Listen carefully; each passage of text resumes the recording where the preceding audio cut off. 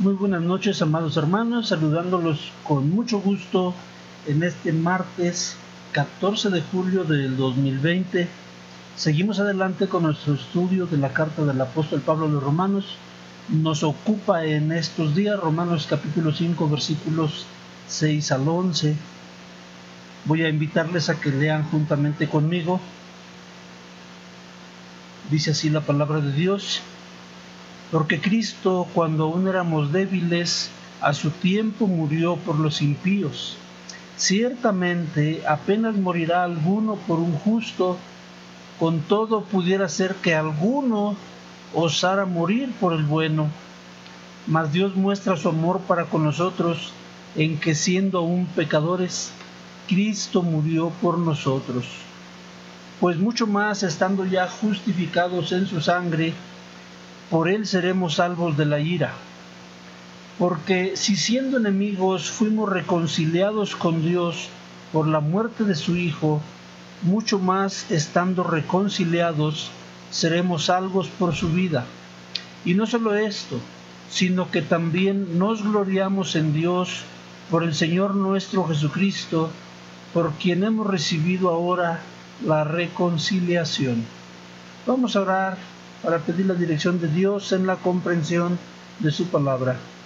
Señor Dios santo y bueno, Padre justo, pero a la vez misericordioso, venimos, Señor, delante de ti con mucha gratitud, rogándote que tu Espíritu Santo nos ayude a entender tu palabra. Quiero rogarte, Señor, que pongas bendición en el corazón y en el entendimiento de todos nuestros oyentes, que esta palabra tuya produzca el fruto que tú esperas de cada uno de nosotros. Te rogamos, Señor, que estemos gratos delante de ti cuando tú toques nuestros corazones. Te lo pedimos en nombre de Cristo Jesús. Amén.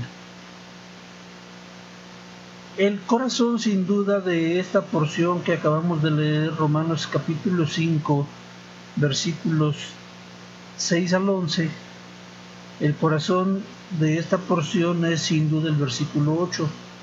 Es un texto bastante conocido, muchos hermanos en la fe lo han estudiado, lo han repasado, lo saben de memoria y lo aplican en muchas ocasiones cuando el propósito es recordar el amor de Dios, la máxima expresión o la expresión por excelencia del amor de Dios.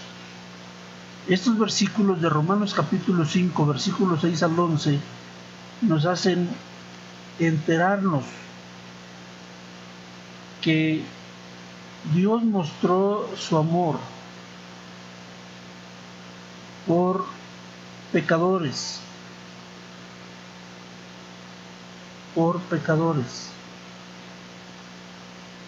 Muchas veces nosotros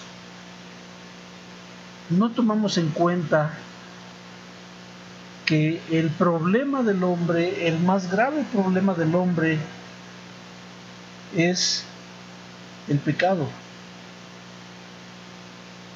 Nosotros podemos acudir al libro de Lamentaciones de Jeremías, en el capítulo 3, versículo 39, dice: ¿por qué se lamenta el hombre viviente? Laméntese el hombre en su pecado. Después, con la ayuda de Dios, estaremos estudiando el libro del profeta Jeremías, que también será muy emocionante estudiarlo. Pero el profeta Jeremías está hablando al pueblo de Israel en un tiempo en que el pueblo de Israel está para ser deportado por una nación invasora muy grande que se llama Babilonia. Pero ese no era el problema del pueblo de Israel. El problema de Israel no eran sus vecinos, no eran las naciones contiguas. El problema del pueblo de Israel es su pecado. Así actualmente el hombre piensa que tiene muchos problemas: la salud, la economía, la falta de trabajo, la falta de empleo, la falta de oportunidades, la enfermedad, esta pandemia que nos ataca y nos acosa. Ese no es el problema del hombre, eso no es algo lamentable para el hombre. El hombre debe lamentarse en su pecado. El pecado es el gran problema del hombre. Cuando compartimos el Evangelio, cuando compartimos la palabra de Dios, el hombre que escucha la palabra de Dios o la mujer tiene que estar consciente de que es pecador y que nuestro Dios, que es el creador de los cielos y de la tierra, que merece nuestro reconocimiento, nuestra alabanza, nuestra adoración, es santo. Regularmente, cuando muchos evangelistas de este tiempo llevan el Evangelio a las personas como la buena noticia de que van a ser ricos, de que van a tener salud, de que van a prosperar abundantemente, regularmente nunca presentan el Evangelio como es. El Evangelio que se presenta a los hombres primero debe tener la comprensión, la explicación clara y congruente de que el pecado es el problema del hombre. Romanos 5:8 dice: mas Dios muestra su amor para con nosotros, en que siendo aún pecadores, Cristo murió por nosotros. Ninguno que piense que no es pecador, o ninguno que tenga en poco la maldad y la tristeza por el pecado, va a venir a los pies de Cristo para ser salvado por Él. El hombre primero tiene que saber que es pecador. Esto no es muy popular. Por supuesto que no es muy popular. Vamos a entender primero en el sentido, o más bien ya sabiendo que el pecado es el problema del hombre, es la causa de la tristeza, de la lamentación del hombre. Entonces podemos entender la magnitud del amor de Dios. Juan 3:16 parece ser la cita que tal vez el apóstol Pablo esté mencionando o esté citando cuando dice: Dios muestra su amor para con nosotros, en que siendo aún pecadores, Cristo murió por nosotros.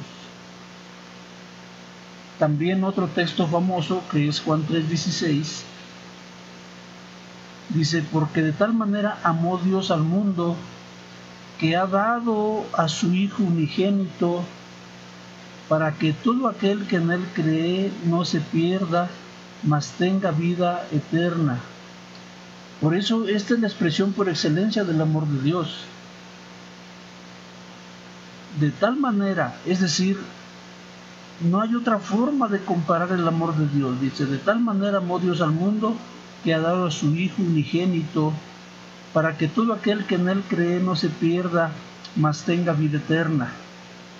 A Dios le ha placido que en nuestro sistema social humano crezcamos en medio de familias, porque de esta manera Dios tiene un punto de comparación para manifestar y expresar su amor al hombre, a la humanidad pecadora.